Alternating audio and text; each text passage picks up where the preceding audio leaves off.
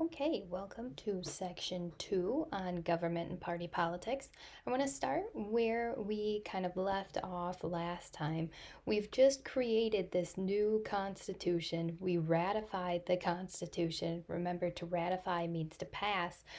But now, under this new government, we have to deal with the problems that we've had since the beginning of the nation. And one of the biggest problems we had was that we were $52 million in debt. The country from the very beginning has had a national debt. And there has not been a time where we had zero debt. We've brought the debt down, but never completely gotten rid of it. Under the articles, we didn't put money towards any government agencies like a Navy or like an Army because we didn't have any money to do so. So, when the Constitution is ratified, we don't have a Navy. We have an extremely small army, and that is what makes it so that other nations like Spain and Great Britain don't respect us because we haven't created anything to protect or insulate ourselves from these other countries. And if we were to go to war, it would be bad news bears for the United States because we weren't ready to fight anybody. I want to look at this for a quick second. Sometimes the Regents likes to ask about principles of the Constitution. These are ideas that are embedded within the Constitution that we see and can look back on now. So first, popular sovereignty. This is a huge vocab term that we need to know. This is that idea of consent of the governed. The people are the source of the government's power. We consent to the government being able to run, being able to live another day because we know it's what's best for us. The idea of a limited government is also embedded in the Constitution. The idea that we don't want an all powerful king. We want a government that only has specific powers and that can't abuse those powers. We also see separation of powers within the government. That is when the power is divided among those three branches, each having their own specific powers, and that leads to checks and balances, each being able to kind of limit the other's power with their individual duties. Federalism, we've mentioned this one a few times now. The federal government and the state government sharing power, dividing power among each of them so that the people are properly represented and governed. Which brings us to the last one, representative government. Citizens electing representatives that go on to carry on their ideas into the government, again, because we can't possibly have every person in the United States trying to speak in the government at the same time. It just wouldn't work. It's not practical. So, why did the founding fathers include the principles in the Constitution? To avoid a monarchy, to avoid an oppressive government. We didn't want that. We had seen that under England for years. We never wanted to replicate that, so we embed these principles in the Constitution to stop that from happening. Just because we put together a constitution doesn't mean that the federal government is packaged and ready for us to go. When we look at this new government, we have to put it into action, see if it works, come up with kind of little tricks of the trade as we see time move forward.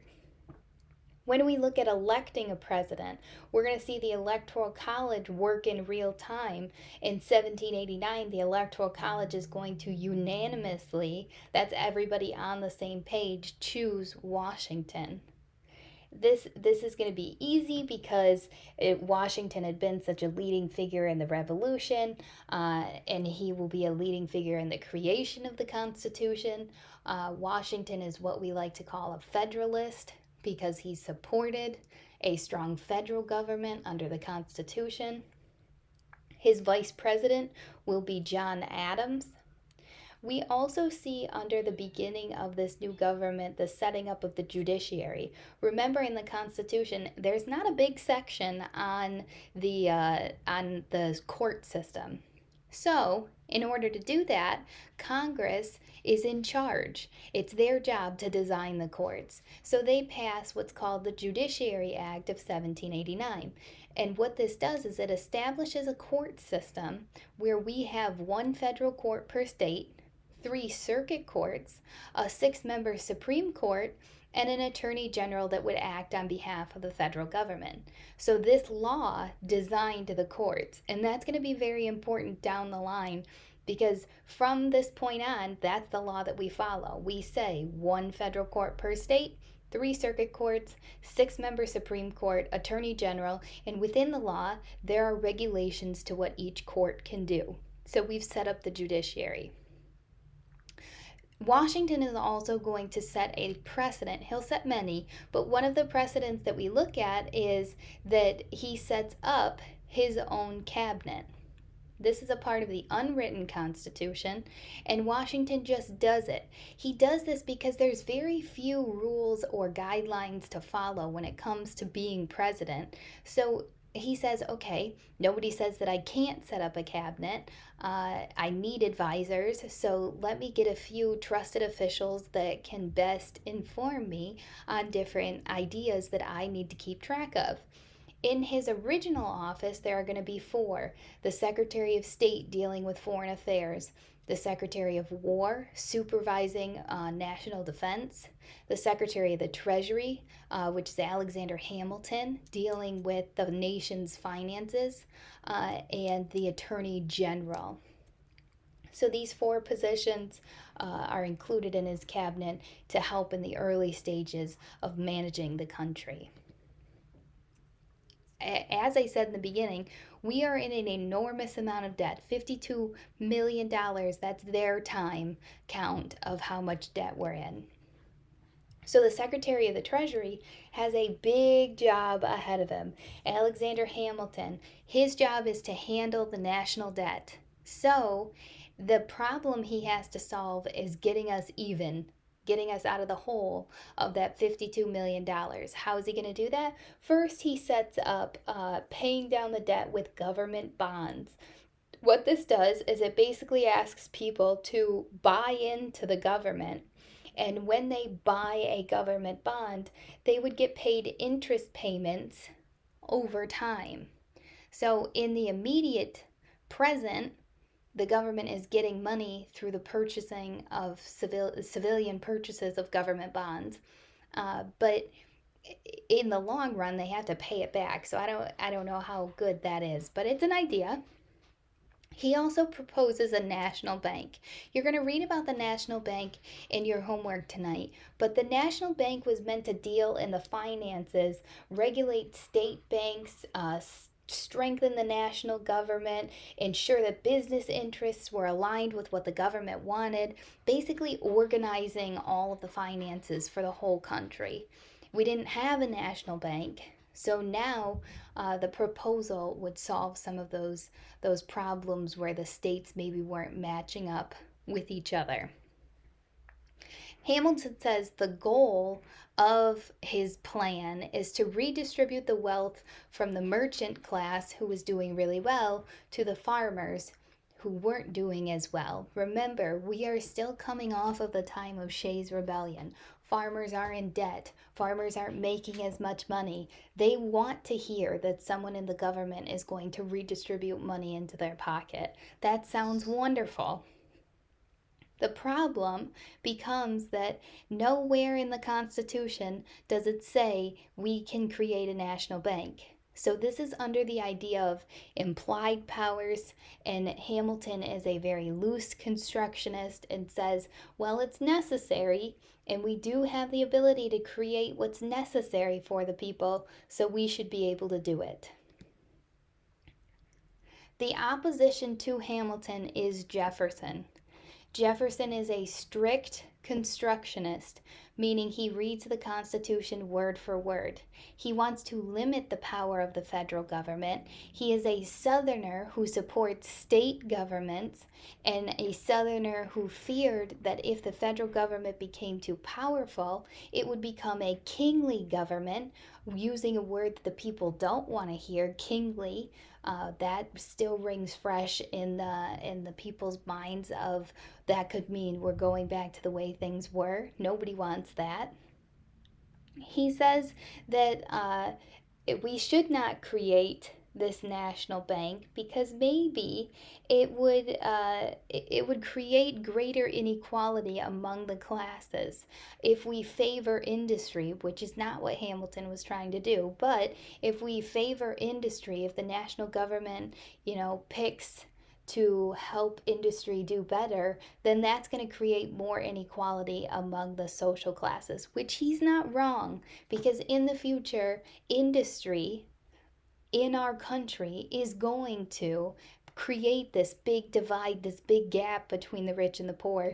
Jefferson was just, I swear, he had a time machine. He knew what was coming. And Jefferson is going to support a farm economy. He says that's what this country was built on. That's what it should continue to be built on. We need to support the farmers, not industry. So the opposition to Hamilton, and you're going to read more about this in your homework tonight, was Jefferson, a strict constructionist, saying you do not have the power to create the national bank. That is usually a question on the Regents. National bank. Who was the opposition? Jefferson. Who was the supporter? Hamilton. What's the problem here? Does the Constitution give that power? If you're a loose constructionist like Hamilton, you say it does. If you're a strict constructionist like Jefferson, you say it doesn't. So this is an example of strict versus loose constructionist, Jefferson versus Hamilton. The Whiskey Rebellion. We've heard of one other rebellion before. So what's the Whiskey Rebellion compared to? It's compared to Shays' Rebellion. How did the Whiskey Rebellion go? Well, there was a tax that was put on grain, which is used to create whiskey. So we call it the whiskey tax. And rural farmers do not like the tax. The tax reminds them of the British. Of course, it reminds them of the British. They don't like high taxes. There's still, some patriot feelings among the people. So, in 1794, the farmers are going to try the same tactics that they used under Shays' Rebellion. They're going to intimidate and attack tax collectors, thinking that if they attack the tax collectors and they're too afraid to collect the taxes, that the tax will just go away. When the national government gets wind of this, Washington says that's not going to fly. That's not going to fly under this new government. So he sends 12,000 militiamen, federal militiamen, down to the rebellion and under the lead of Hamilton to dissolve what they're doing. He says, you're not going to continue to do this. This is happening in the western region of the United States. He sends the 12,000 militiamen and they squash the rebellion, no problem. And what the Whiskey Rebellion does is show the strength of the federal government. Under Shays' Rebellion, the Articles didn't have a strong federal government, so the rebellion couldn't be put down. But under the Whiskey Rebellion, we do have a strong federal government, and the rebellion is put down easily. So what's the Whiskey Rebellion compared to? Shays' Rebellion. The Whiskey Rebellion is going to fuel this formation of political parties. The first two political parties, one, are the Federalists. They are going to support a strong federal government. If you look at the word right there, Federalist, the root of it is federal. They support a strong federal government. And they're going to say the rebellion was caused by a democratic society. Democratic meaning giving power to the people. You give too much power to the people, they feel it's okay to do whatever they want. That leads to trouble. The Democratic Republicans are going to be the other political party. They are going to fear a strong federal government. They're going to fear an aristocracy. And they're going to say that if we don't criticize or provide scrutiny for the leaders, then they're just going to become too powerful. We have to criticize. The people have to have a voice. And the Democratic Republicans are going to say that rebellion is good. We support rebellion. That's a check on the government. We have to continue to have those checks on the government so that they don't become too all powerful. When we look at political parties, the early founding fathers are going to say, don't do it. That's a terrible idea. Washington, we're going to look at his farewell address in the next section. He's going to say, please, dear God, stay away from political parties. They will tear apart the nation. They threaten the unity of all of the states. It doesn't work. The Federalists are going to tend to be Northerners. The Democratic Republicans tend to be Southerners. These Democratic Republicans are going to worry that wealth and power are going to concentrate with the elite class and that is going to pose a threat to society. But what we do know is that the first two presidents are both going to be Federalists, supporting a strong federal government. And that really sets the tone for what the country will be. Because if you look at the articles and the weaknesses of the articles, we needed the first two presidencies, the first 16 years of our country to be strong federal government to make us succeed. This is going to be the party that created the Constitution and provides for the success early on of our country. This is the end of this section. You have a reading on the National Bank tonight. The last question here, what two political parties form? Federalists and Democratic Republicans. Make sure that you filled out your questions for your Unit 4 outline for this section here. And any questions that you have, please feel free to let me know.